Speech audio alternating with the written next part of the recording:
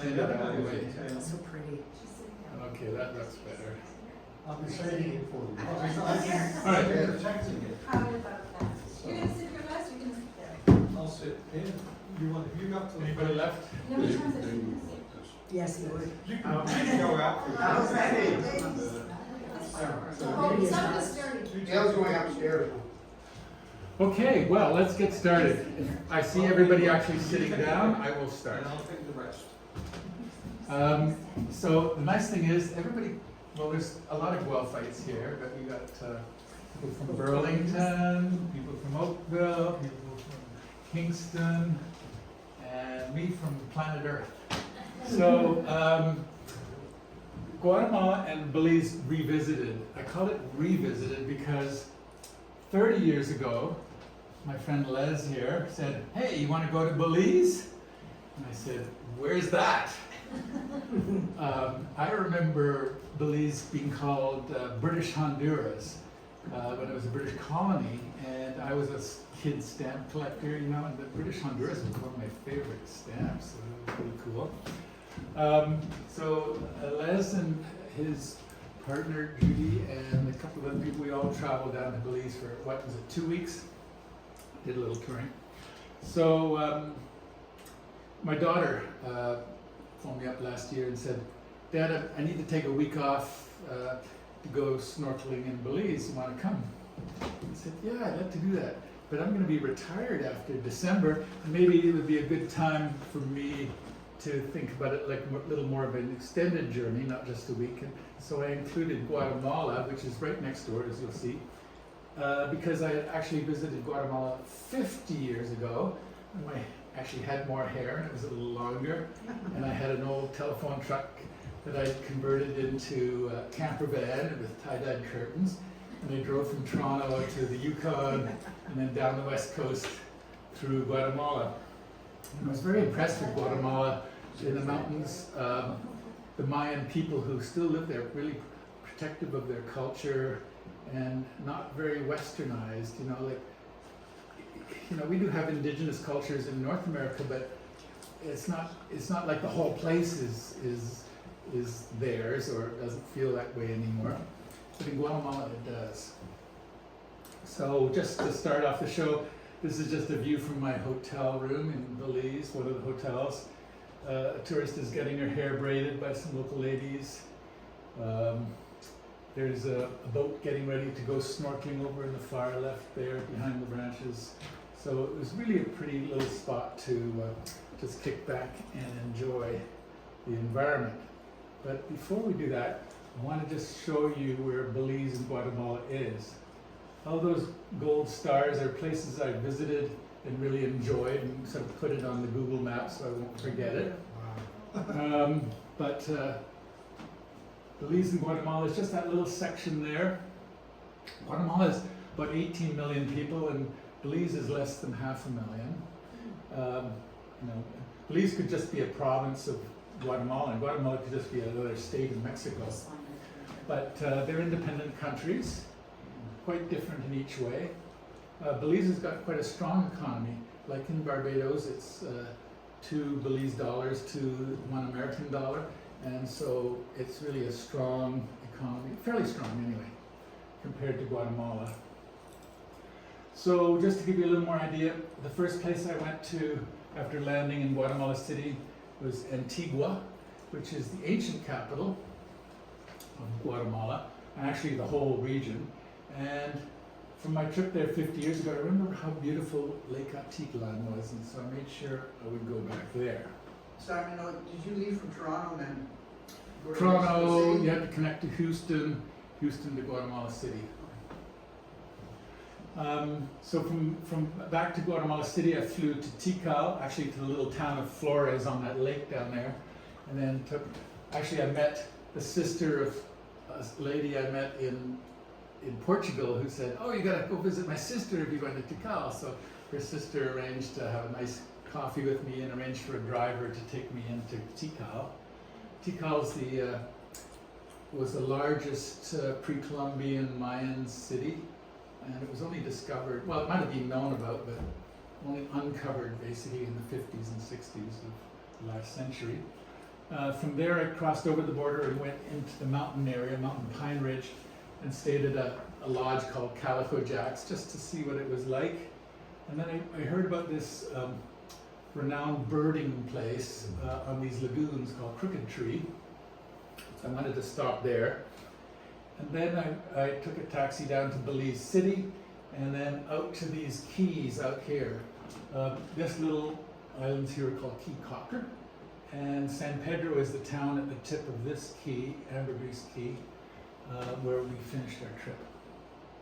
So let's just get right into it. First stop, Antigua, Guatemala. It was the Spanish capital from like southern Mexico all down into Panama, I believe. And it was destroyed by earthquakes, so they moved the capital to Guatemala City, which is a little more protected. And it has about half the population it had in its heyday in the 1770s, I think was when it got ruined. They've restored a lot of the churches, but not to like being churches, but to being ruins that you could visit. So you're basically walking through a town of ruins, and all the overhead wires are taken away, the streets are all cobblestone. It's a UNESCO World Heritage Site. If you like those kind of places, it's really worth a visit. This is a picture taken from my drone. I travel with my little drone here. It's under 500 grams, which means it's a toy, and I don't have to have a pilot's license for it. Basically, I just send it up in the sky and look around to see what I can see, like this.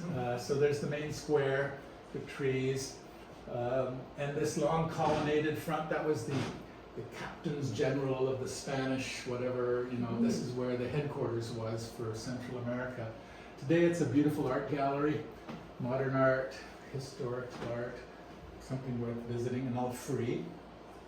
And you can see those churches in the distance. So I put together a short little slideshow of some of my favorite shots of Antigua. The roof of my hotel, across at one of those churches. At nighttime they light them up. They're really quite beautiful. It's quite a safe place to be at night. It's not dangerous. In the early morning, people getting ready to go to work.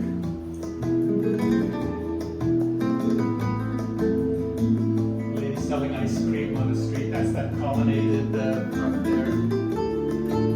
The buses were really cool. I don't know how the driver sees out the window, but I didn't get to ride one. This was the Jesuit mission, again another ruin. I think the Jesuits lost their heads. But the pigeons are still around.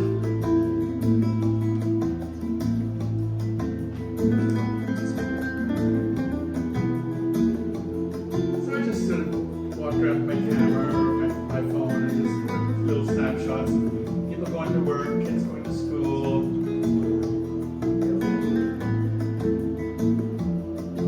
A mixture of restored buildings and still ruins. This is called St. Catherine's Arch. It's like the icon of Antigua, and it was built so that the nuns could cross the road without being seen. It was a nunnery. I don't think Salvador Dali, Van Gogh actually visited. And they finally built a McDonald's there. I didn't eat there. The modern churches are actually quite ornate, very beautiful. It was Sunday one day when I was there, so the people were coming out in their traditional Guatemalan dress. So I put my snap hat on and started asking if I could take their picture. Walked around the main square where they have this antique fountain that's totally inappropriate today. Yes, you would. But it's just full of life, it wasn't empty. Lots of local people, not too many tourists, games for kids to play. And so I took the opportunity just to do some little studies of people. This is like a typical Guatemalan couple. Chasing pigeons around the park. Was this a festival going on at the time? No, it was just Sunday. Sunday in the park outside. Sunday is fun day, like a People selling toys for kids. Not everybody's dressed in traditional clothes. And some people like to approach the foreigner and say, start chatting and let valley is surrounded by volcanoes, and some of them are quite active. Actually, one is still active, as you will see. So I'd go up every morning to the top of the roof of my hotel to look out. And one morning I saw this. I'm like, okay, that's cool. Yeah. And with my zoom lens, I was able to get close-up shots. I mostly use it for bird photography, but sometimes it's handy for other things. Volcanoes. So that volcano is called Volcan de Fuego, fire volcano, and it's one of the most active volcanoes in the world. It practically every hour, it seems like, Old Faithful, it just goes off. Sometimes it's just a little puff of smoke you can barely see. Yeah. But I leaned my iPhone up against a flower pot on the railing of the hotel roof and put it on time lapse, which is one of the settings you have on your phone, and this is what I got. Oh, cool. Yeah. So this thing is going off all the time, and sometimes, a few times in the last few years, it's been a pyroclastic flow, like really hot gas that comes rolling down the hill, and people have died. I hope they've got that under control now. You know, people like to keep moving up the side of the mountain, but it's not a very good place to live. Simon, what would be the time lapse for that? Like you just saw there, like how long is your camera? Maybe that would be like 5 minutes. Oh, okay. Okay. It Yeah. goes down to like 15 seconds. Yeah. Nice. At night, it looks like this. Now, this is not my picture, but one of the guests in my hotel had said he hiked up the mountain. There's a guide that'll take you up and you can camp overnight. And he got up at 3 o'clock in the morning to get this. If I had known that, I would have gotten up at 3 o'clock in the morning, gone back up to the roof and got a shot too with my zoom lens. But yeah, pretty spectacular. Right? You can see the stars and everything. And the lava flowing down. Yeah, one of the most active volcanoes in the world. So early one morning, I met up with Knut Eiserman. He's a German, and he's a professional bird guide. He lives on a nature reserve in the hills just outside of Antigua. And so off we went in his car, and we hiked up to about 8,000 foot level, where you can look across the foothills to more volcanoes in the distance. That's Pacaya, by the way, Les. Didn't you say you went to Pacaya? Is that a structure down, or it looks like a dam, but that's not, is it? Down here, I think those are fields. Oh, okay. So we were going up to this level because there's a bird that he wanted me to see, which is unique to this area. And it's a little tiny hummingbird, one of the smallest hummingbirds, called a wine-throated hummingbird, appropriately named. And yeah, so he just was zooming around and landing on the same branch regularly, so I just sort of set up my camera and was able to get that shot. And then he took me back to his home, and he has a blind, like a little hideaway that you can stick your lens through, and he'd throw some grain down on the ground and the birds would come down to feed, which is pretty cool. This is their local jay. Great. And this is their local sparrow. He only lives in the foothills of Guatemala, maybe a little further south. Doesn't come up to North America. And a bird I didn't expect to see, but he's in my bird guidebook for North America, the painted bunting. He's like, I've never seen a bird, you know, red, green, blue, yellow, got all the colors of the rainbow on him. And he came in. He does come up to southern Texas, that's why he's in the northern guide, but I wasn't going to northern Texas, so he lives down here. And Newt had a little bird bath set up in some rocks, and the painted bunting flew down and had a little bath in front of me. So I'd call that a worthwhile birding day. We saw a herd, about 60 different birds. So from there I took a shuttle to Lake Atitlan. Now, Lake Atitlan looks like it's just over the hills from Fuego there, but it's about 50 kilometers, and as the crow flies, and about 3.5 hours of a bus ride winding through the mountains. The shuttle bus comes to all the hotels in Antigua, picks everyone up and drives them over there, and then another half an hour boat ride across the lake to the first town I wanted to go to. Lake Atitlan is an old caldera, or like a volcanic crater that's filled in with water. There's about 13 villages and towns around the perimeter. Each one has a different, slightly different Mayan culture. In fact, there's 4 different languages that they speak. So Spanish is sort of the lingua franca that they share, and if they speak one dialect of Mayan language, they don't understand the people in the next town if they're just speaking their language. So this is a fisherman in his dugout canoe doing his traditional fishing. Unfortunately, someone introduced a bass into the lake for fishing, and it wiped out pretty well the whole ecosystem. So all they catch today is bass. Yeah. But it's considered one of the most beautiful lakes. There's a famous naturalist explorer called Alexander von Humboldt, and Humboldt came through here and said, this is the most beautiful lake in the world. Other people in Italy say, no, Lake Como is the most beautiful lake, but I think I did agree with von Humboldt here. It was gorgeous. I get up every morning to see what the sunrise was showing me. The first town I went to, I was not impressed. It wasn't really made for tourism. Like, it had so different than Antigua. It had all these overhead wires, and these little tuk-tuks were the main form of transportation. And the place stank of fumes. Like, there was no wind. It just filled up with all these fumes. I just stayed in my hotel as much as I could. But it is also North America's largest indigenous community. 100,000 people living together of the same culture, speaking the same language. There is one culture in India apparently that's bigger, so it's only the 2nd largest in the world.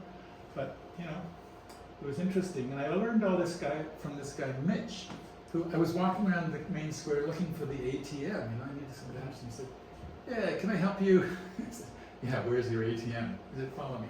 So we had lunch together, and we realized we had things in common. He teaches English, and he's an artist, and he's been living here for like decades. So he knew the lay of the land. He said actually, when the local people felt he was staying too long, they ghosted him. Like, the Mayans are very protective of their culture. They don't like outsiders too much, and so it took another year for him to be accepted into their community. And we went back to his 2nd floor apartment, unfinished veranda here. You can sort of see down the streets, and we watched the trucks come and go with people going to work and coming home from work. It's kind of neat. They don't have buses. And then I asked him if we could meet some of the people, like the local people that he knew, so I could get a little more connection there. And so he took me to this family where this was his best English student, but I think he's more into soccer now. It looks like he's got a prize soccer ball there. And in the back of a shop, see they're selling all this antique hand-woven materials. The ladies all brought out their babies for a picture. They said they had adopted Mitch. They were Uncle Mitch, they called him. It's a big year. Yeah. These are the ladies selling, at a street market kind of thing. I thought there must be more to a market. It turned out it was in the next town, which I'll show you. But I was quite impressed with their variety of clothes that they were wearing. And Mitch knew some of the ladies, so we chatted a little bit. But I was in Santiago to meet up with Freddie.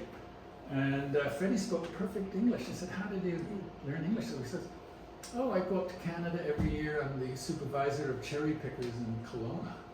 In Kelowna. Yeah.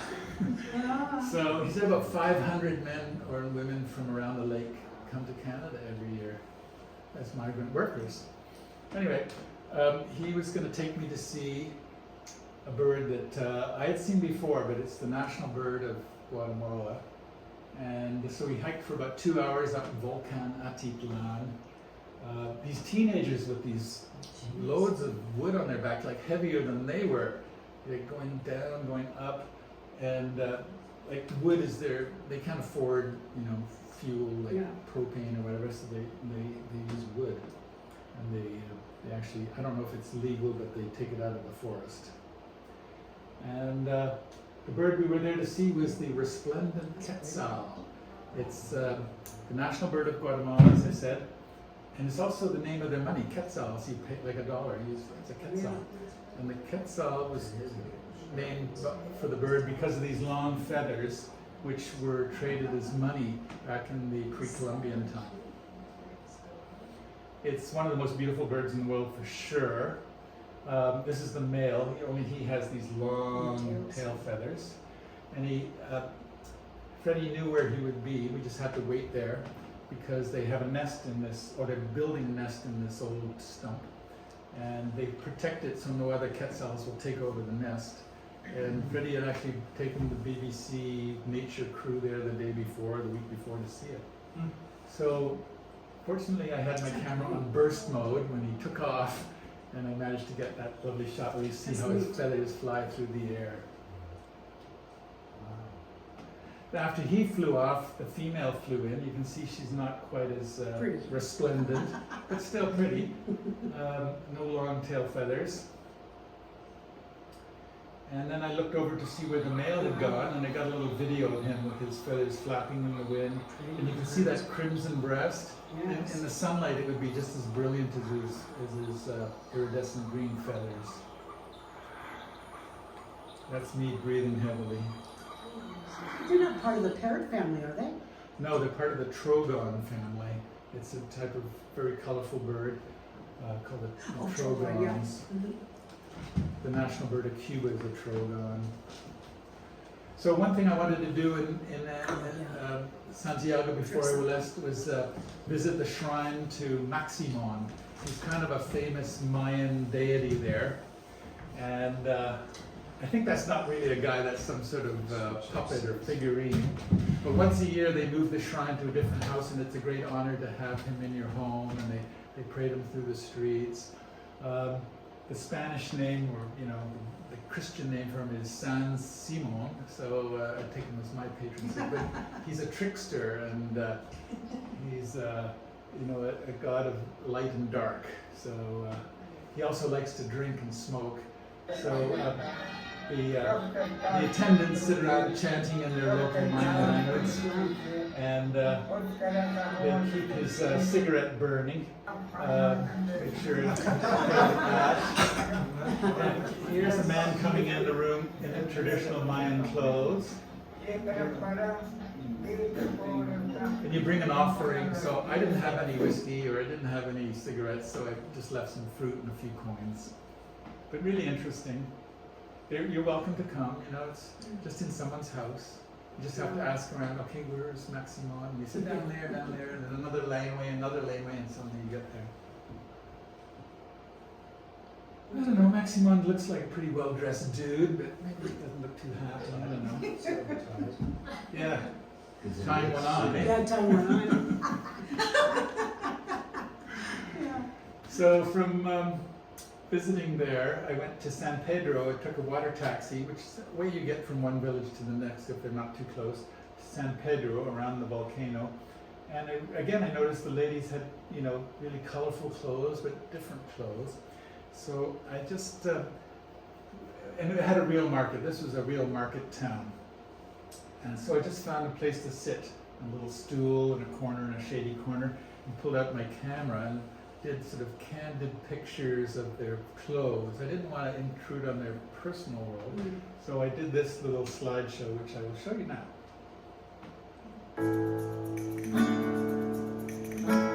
So this is all handmade clothing. This is pack strap looms with dresses, and a lot of embroidery on the blouses. And pretty well all the women in town wear this. And sometimes you see tourists dressed up in it too. You can go to the shop and buy it. Everybody's got a different clothes, like we all do, dress differently. I just think we should be a little more colorful in our clothes. A lot of embroidery, a lot of beadwork.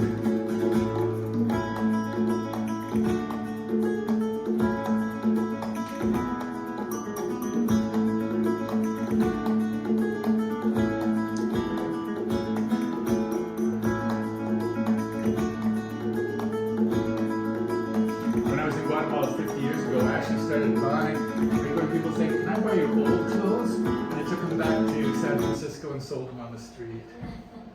Didn't become a business, but it was an idea. So the younger people today are more into jeans and tops, and I'm just hoping that, you know, just like it was 50 years ago, that the people will keep to their traditions and not just bring them out on a special holiday or something like that. But who knows, we'll see. So from San Pedro, I took a taxi, ride to, you can see me in the picture there, and took it over to the next town called San Juan, which is not a market town so much as a cultural center. It's like a lot of art studios and galleries and language schools. And there's murals on the walls everywhere, and the pots outside the people's houses are all painted with beautiful designs. Here's a quetzal and a crown. Here's a Mayan shaman, perhaps, with an incense burner. Just down a little alleyway where there's some stairs going up, you know. So I had a fun time just walking through the streets looking at all this. I think corn, like for us, wheat or bread is a staple. Corn would be for them. I don't know about the rabbit. I didn't see a lot of rabbits, but yeah. And yeah, so you just get to see the streets are just beautifully painted. People are just sitting around. This is a mural of people picking coffee beans. And you can see the men in their traditional clothes. I asked Mitch, why aren't the men wearing like more like the women do? He said, oh, it's much easier to work if you're in Western clothes. So it's baseball caps and, you know, jeans rather than sashes and short pants. There were murals for COVID.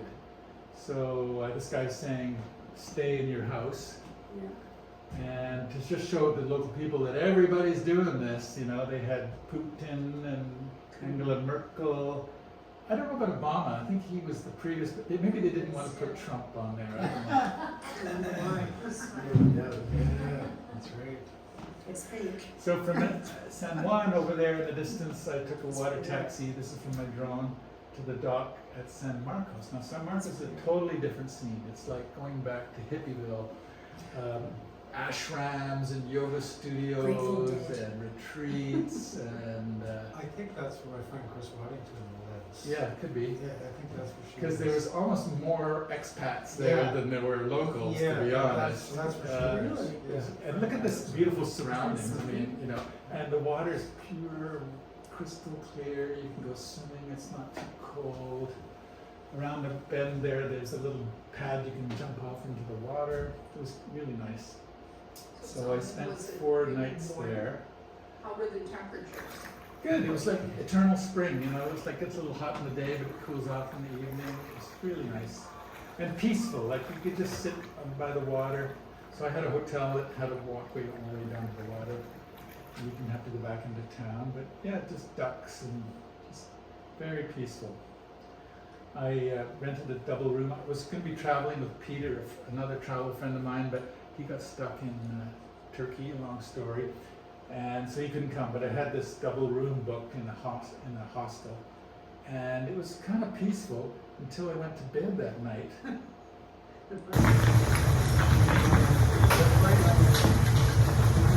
For about 15 seconds, the whole room really shook. The windows were rattling. I thought, oh my God, what do I do now? You know, I have felt like tremors before, but nothing like this. Oh my God. And It's quite I hot. just waited to see if it was going to continue. It stopped. I went outside. No one was around. There was no more shaking. So I went back to bed.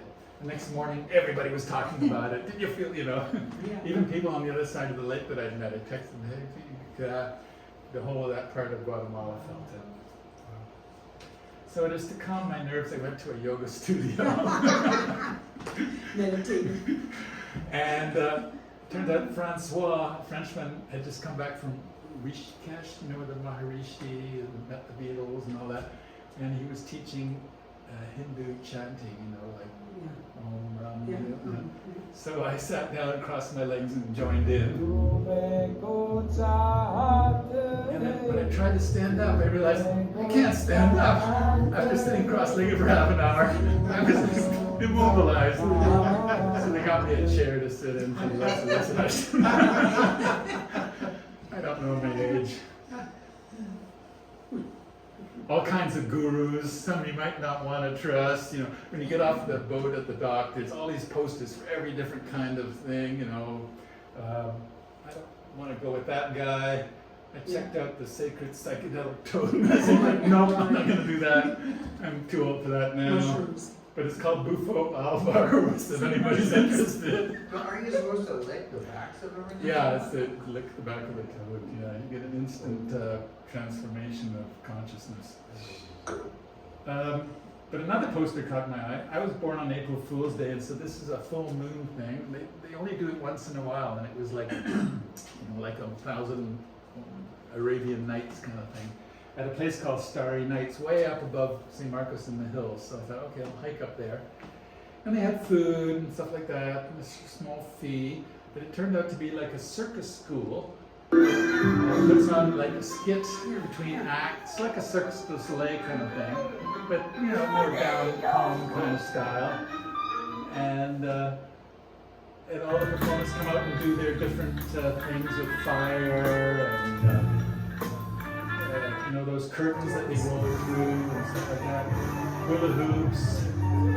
After the actual performance, all the people come out and practice for the audience. So it went on well into the night. So I'm just showing you a couple of the acts that caught my eye and got a good video of. I stayed up pretty late, but not till dawn. And I got up early to catch the dawn because it was my last night there, and it's time to say goodbye to the beautiful volcanoes around Atitlan. Take a shuttle back to Guatemala City and catch a plane to Tikal.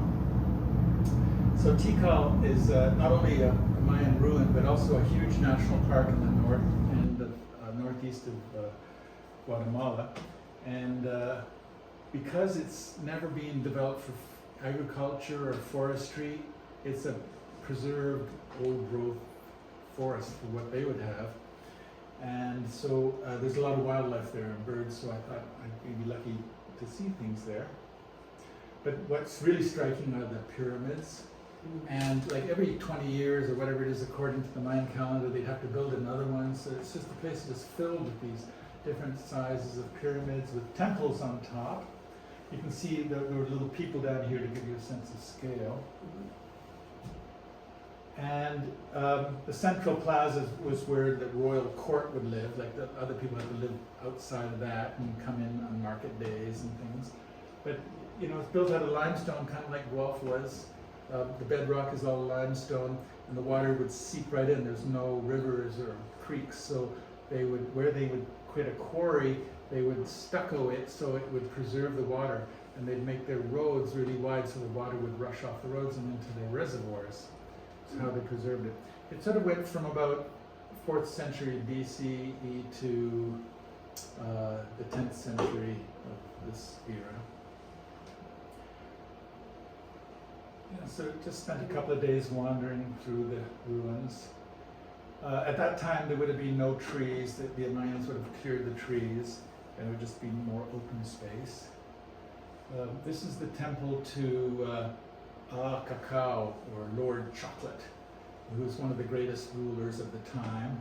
He was apparently buried at the bottom here somewhere. And from the temple, there's 9 levels of the underworld that you would have to travel through. That's really loud. Did you work on that? No, they don't let you walk up that. If you did, they'd probably sacrifice you on one of those stones down there. Simon, go back what you said about the 9 levels. 9 levels? Yeah. Okay, here's the pyramid again. So opposite on the main plaza is his wife's pyramid. And that one, they have a stairway, a built wooden structure on the outside that you can climb up. So I'm up there at sunset, and suddenly I noticed the whole place is empty, like everybody had gone home. I thought, am I the last person here?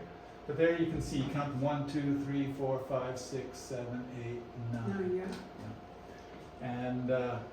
And these round stones are where people were sacrificed, and the stelae, which you can't really see much on anymore, would have had carvings with their own, hieroglyphics or whatever they call them.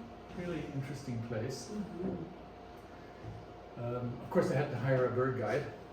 And Miguel had been a tourist guide for 40 years there and retired, and now he knows the birds. We saw about 40 birds that morning. And the one I was really happy to see was the toucan. Yeah. It's almost like he was posing there for me, but there was lots of people clicking, and he didn't seem to mind. Again, they get habituated to people, and so they're not frightened of you being close to them. This is my lodge. It was nice, except you didn't have your own bathroom. You had to walk down the corridor to find the washroom. But it was really cool. It was built for the scientists, the archaeologists who came to uncover it. And didn't you tell me, Gail, that it's the descendants of the people who were there back then that still own it today? Correct. Yeah, it's called the Jungle Lodge.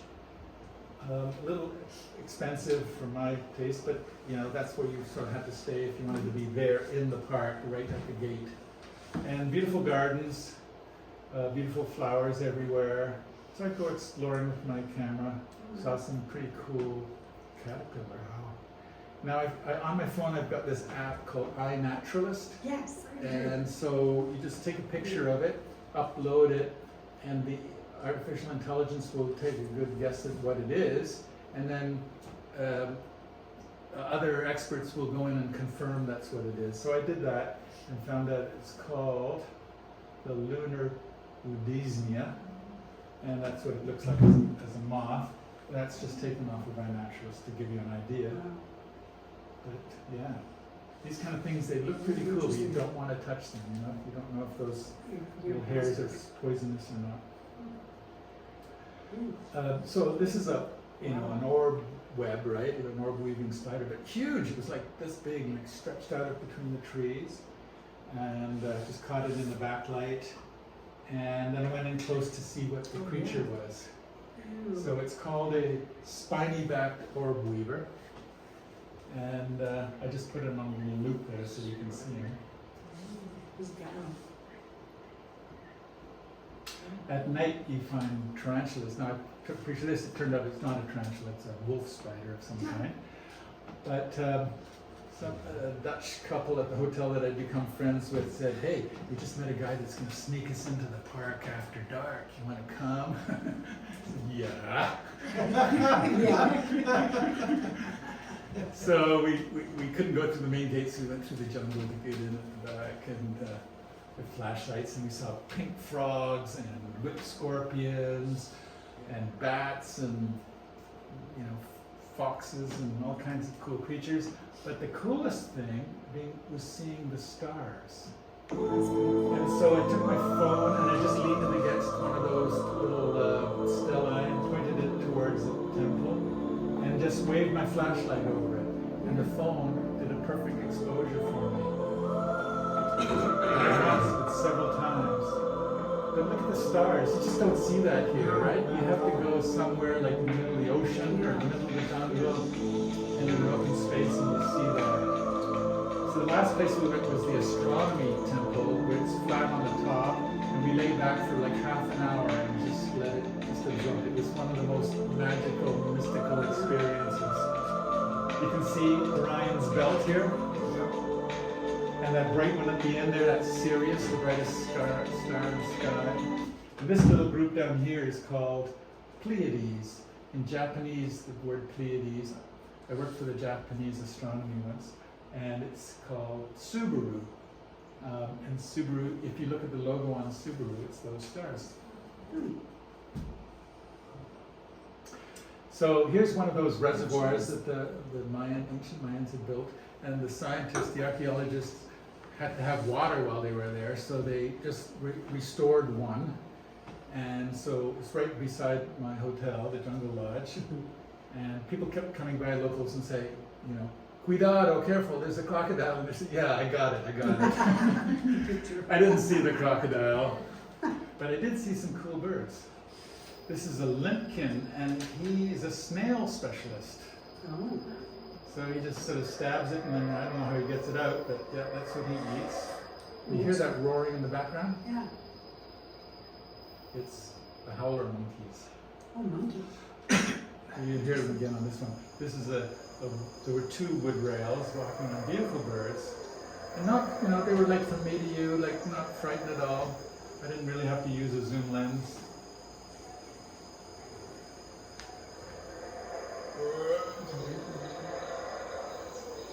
It's not really You say like those are Howler monkeys. They're a big black monkey that's very common all through southern Mexico, down into Amazon. I've seen them down there.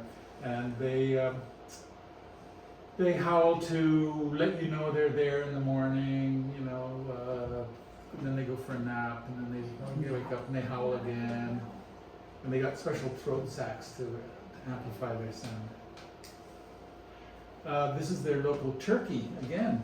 Just walking through the town, there's no town, it's just like a few buildings, an administrative building, a couple of hotels, a couple of restaurants. The ocellated turkey, he's related to our turkey, but look how beautiful his feathers are. I was hoping he might do like a little display for me, but I guess I wasn't the right sex, I'm not sure. Didn't work out, but yeah, gorgeous guy. And then I went on to Belize and stayed at this place called Calico Jack's up in Mountain. I just chose it. I didn't know where to go, but outside my door were these orchids. So again, with iNaturalist, I took a picture. Turns out it's the national flower of Belize, and it's the black orchid. Related to the quetzal is this trogon, and I was just sort of walking up a hill, and he was sitting on a branch and didn't seem to mind me taking a few shots. Wow. Hummingbirds all over the place. This is, I'm not gonna I got lots of hummingbird shots, but I just like this one because you can really see the wings. I had to put the camera on high speed to freeze it.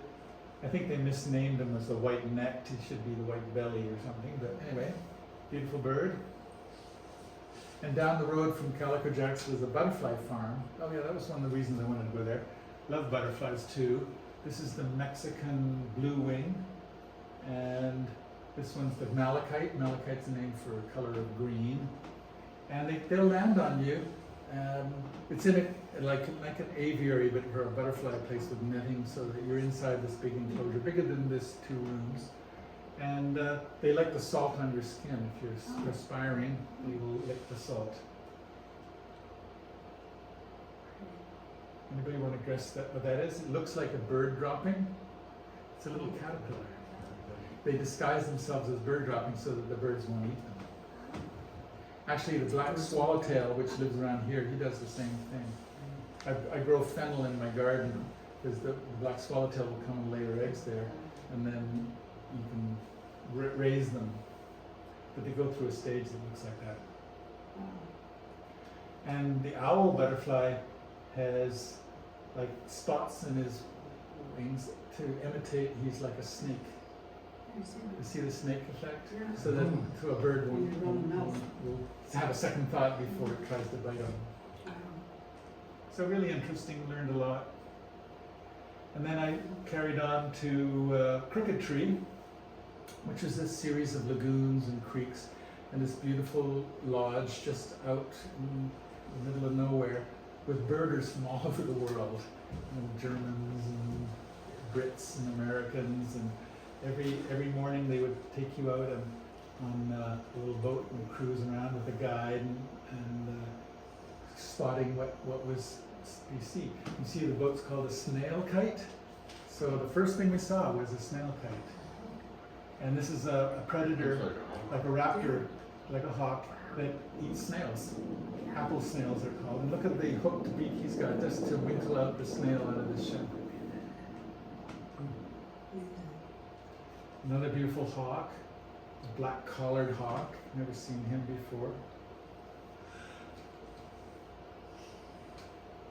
And this little family of jacana, I've seen them before, but the neat thing about them is they have these huge spread feet so that they can walk on lily pads. So I actually saw one on a lily pad, just to see his feet there. Look at the size, so he spreads his weight out on the lily pad so he doesn't sink into the water. Pretty cool. That is cool. This is their local kingfisher, and he's smaller than our belted kingfisher, and very secretive and quiet. Like if you go to a river like Bronte Creek or something, you'll hear him as he flies up and down and warns everybody that you're there. This guy is not like that. But look at the beak on him, like bigger than his head. And he uses it not only to catch fish, but to dig burrows for his nest, apparently. And of course, he's just right there for me to take a picture. I can't believe it. The Anenga, you'll see him in Florida, in the Everglades and things. And he's also called a snake bird with his long neck. And he swims underwater and spears fish with his beak. And then he doesn't have oil in his feathers, so he has to come out and hold them open and dry out before he can go fishing again. This bird I was really happy to see, a boat-billed heron. It does look like a boat with his beak. And those big brown eyes, that's so he can see in the dark. Herons generally are night herons. And so in the daytime they're just roosting in the local shrubbery right by the water. And I think this is a male with that big crest on his head, but there was lots of others around.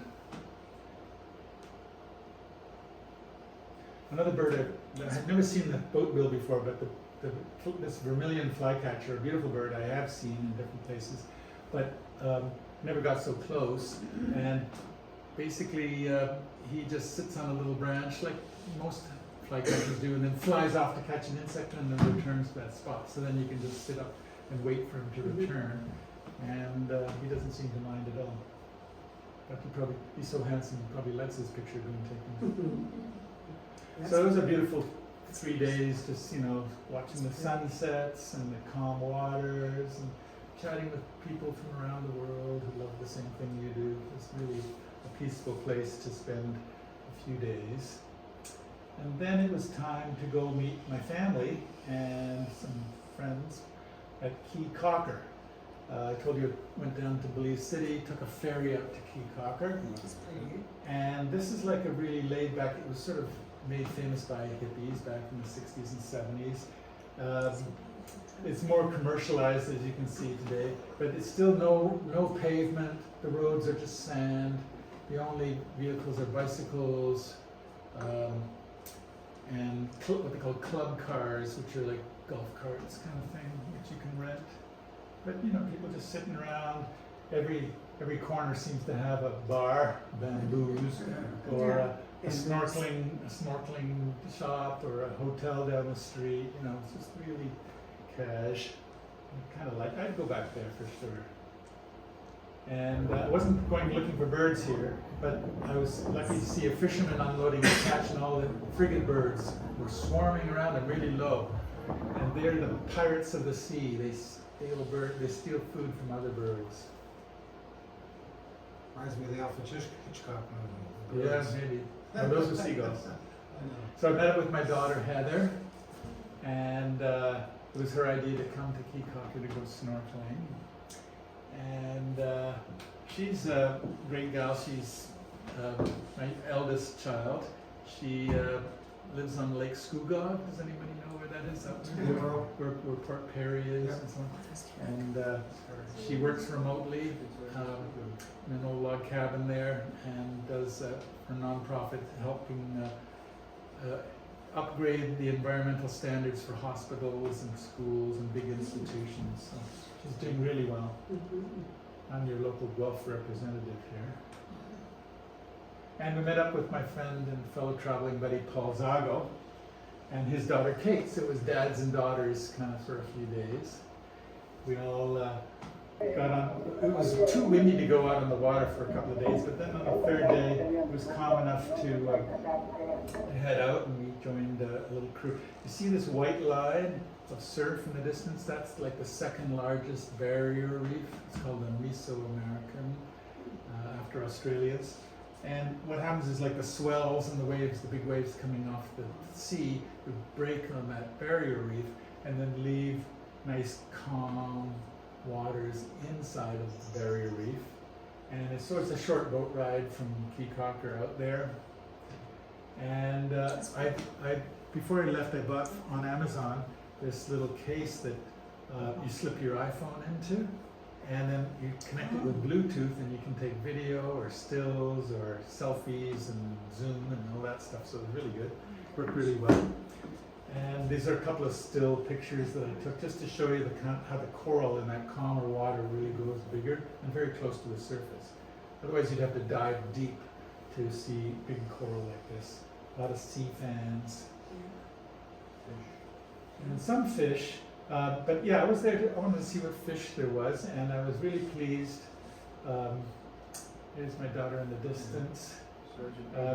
Yeah, Sergeant Majors, and the boat captains would throw some food in for the fish, but the prize fish to see there is the sharks. And these are not human-eating sharks, these are nurse sharks. And really beautiful, casual, and because they're fed, well, they throw food off the side. I was in the water. The captain said, we got a little too close to the sharks. I was like one of the sharks for a while there. All I can say is their skin feels like sandpaper.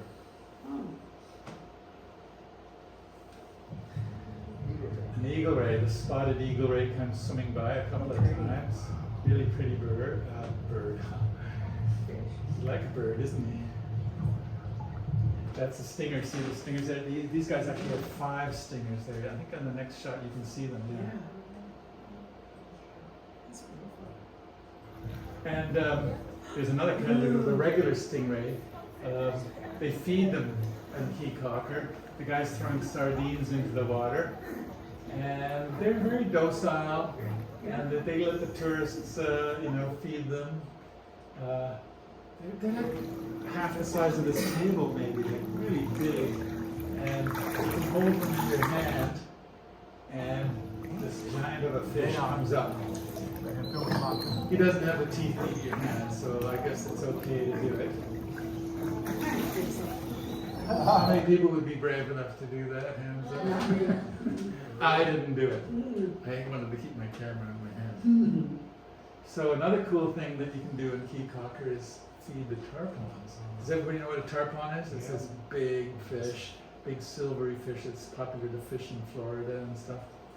Well, here you just put a sardine fin between your fingers, hold your hand out, and with your other hand, you grab your iPhone and you put it on slow-mo, and you get something like this.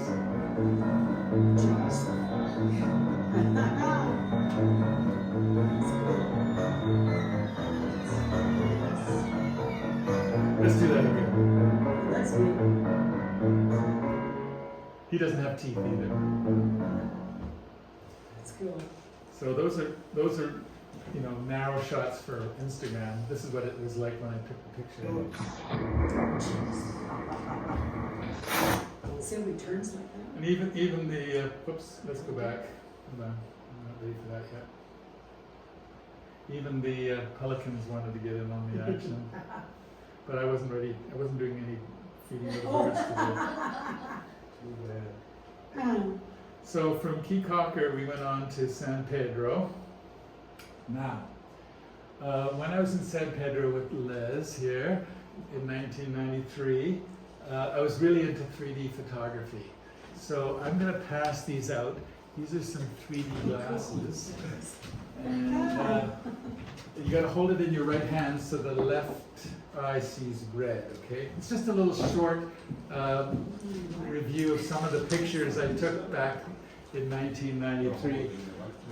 What we discovered when we got to San Pedro, unbeknownst to us, was that it was Mardi Gras time. Like they have the carnival. And so I just put a little series of pictures together for you in 3D. So the women dress up as pirates, understand? People get splashed with paint. Even I got into the action. I don't think going blackface is a thing. Well, it was a thing back then, but not today. And the men dressed up as women, like cross-dressing. It's like a big deal. All the men dress up as women for the day.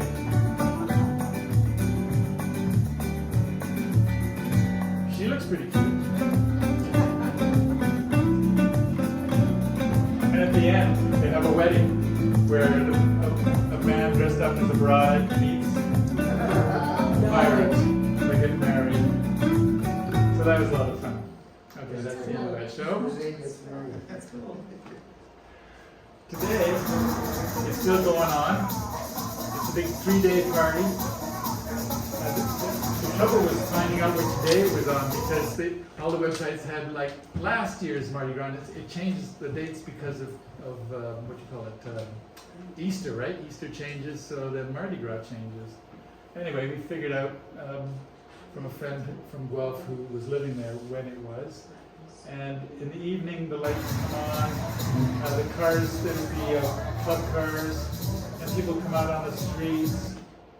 We also met up with my son Trevor, my youngest, and his partner Jen, who live downtown Toronto. There's Heather and Paul Zago and his daughter Kate. And we all went out for dinner, and then we went out into the streets to party. So local people pick a theme to dress up in. In this case, it's like hearts, I guess. And they go around with a big boom box or whatever and raise money for their local charities. We throw them some coins.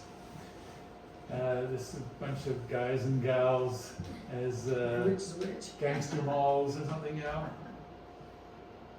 And also, there was different multicultural groups, like these are Garifuna people who are a mix of African and Caribbean native people who form their own culture, and it's a big thing. The whole towns in Belize are Garifuna. It's really multicultural, small, like only less than 500,000 people, but there's Mexicans and Mayans and Mennonites. The Mennonites basically run the agricultural economy, they're so good.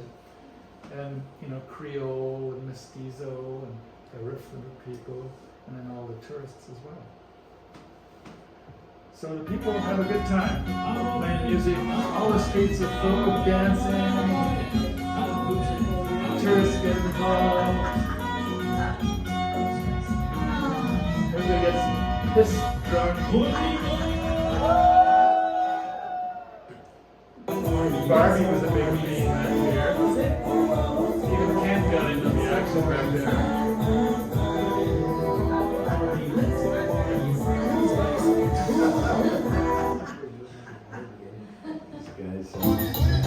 And these ladies were kind of dressed up as like maybe maids or housewives, I wasn't quite sure. But this lady in the yellow, took her part, it says on her t-shirt, on her blouse that I don't cook, I don't clean, but I got the brown sugar.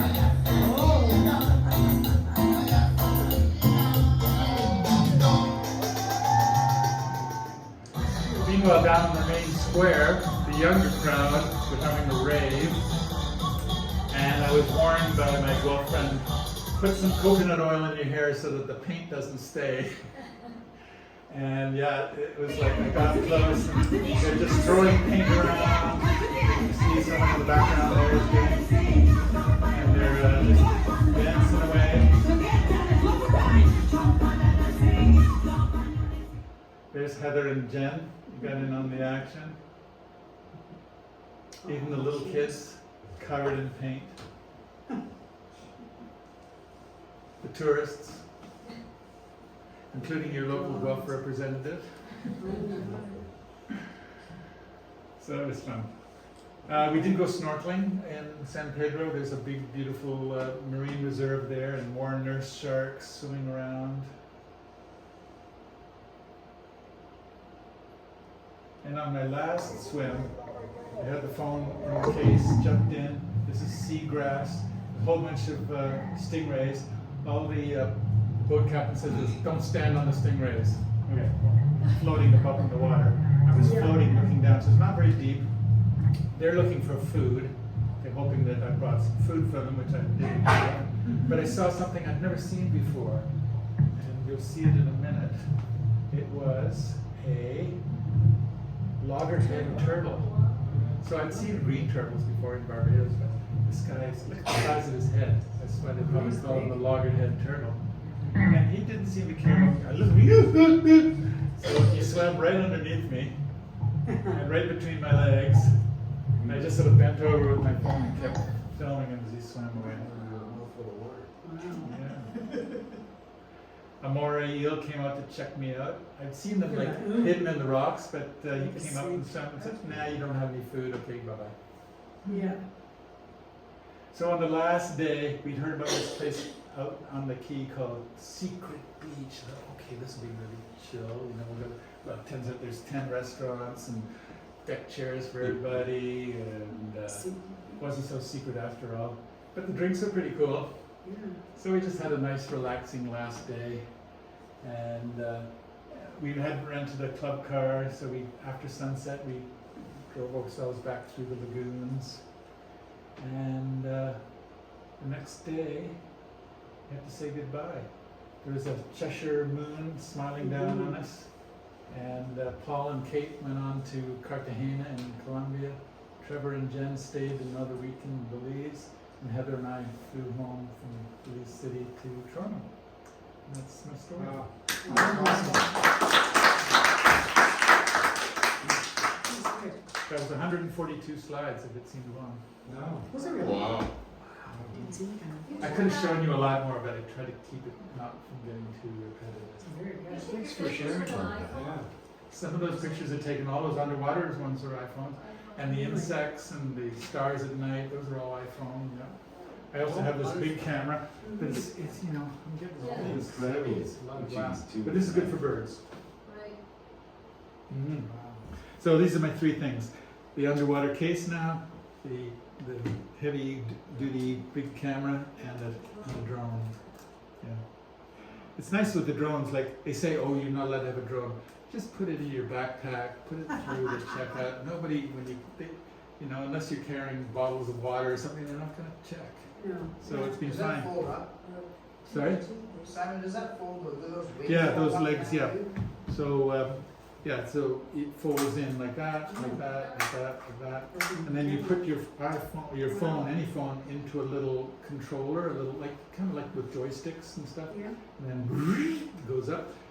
It's controlled by the app, so it doesn't fly into aircraft territory. You know, Right. sometimes it just won't let you fly because you're too close to an airport or something like that. This is like probably my 6th or 7th drone because Really? I'm not a very You crash good into it? You crash into it? yeah, the more expensive drones have little sensors on the side so you won't hit a tree or something. This is about 500 US, something like that. So now I'm part of the drone care package where if I lose it or break it, I get a new one. So for the last few have been replaced. But now, and also now I wrote my phone number on the top in case someone ever comes. The first one I had, I flew from the parking lot here at the church up, and then I didn't know it was so windy above the trees, and it just sort of kept going, and I didn't know how to bring it home properly, and it ended up drifting through downtown Guelph and then disappeared somewhere in the Arboretum. Get it. Did you ever get that? No, you can track, you can go to the app and follow the track, it leaves a trail, but I think it just sort of disappeared. Oh man. How much is that iPhone case for underwater? $50. That's cheap. cheap. Yeah, I can give you the link if you're interested. Yeah. I actually broke it. The screw here snapped. I was trying to tighten it extra tight to make sure no water gets. Yeah. And there's a little place where you can put a coin in and tighten it even more. Snap. On one of my last days. So That's really I wrote a review on Amazon, like saying, "Oh, it's a great little thing. Too bad the screws breaks, you know." So the company wrote back immediately and said, "Can we help you?" Is You're that, kidding. I got a new one. Oh, Right really? away? Right away. is that configurable for Samsung or is it exclusive? for No, iPhone? it takes everything. Oh, okay. Made for everything. Fair enough. That's nice. As long as your phone does Bluetooth. Yeah. So I had a great trip. That was 25 days. My next trip I'm planning is another like 21-day journey through the land of lemurs. Oh, the lemur. Madagascar. Yeah. There's a book down there on the coffee table, and I'm looking for people who want to go with me. So just to keep that in mind. Am I required to walk? It'll be hikes, like Yeah, an so hour or 2 I'm out. hikes. Yeah, there's 3 people like who have said that they'd love to come, but their legs aren't doing what they used to do. And my legs, you know, while I'm still able to, you know, I'm not as good as I was last year, but you know, probably better than I will be next year. So I want to try and do more of these trips and invite you all back for the Madagascar show. This is awesome, man. Yeah. Thanks for Nice sharing. meeting Okay, so more popcorn, more conversation, get a glass, come on back. Yeah. Okay, That's thank very you. good. Simon. I liked it. Really interesting. Yeah, if you've got questions, I'm happy to I answer. really liked it. Did you take any snorkel equipment with you? Yeah, I do. One on- In my Did you take all your stuff? Borneo. carry on. I didn't Oh, take. yeah, I Went to didn't. Borneo.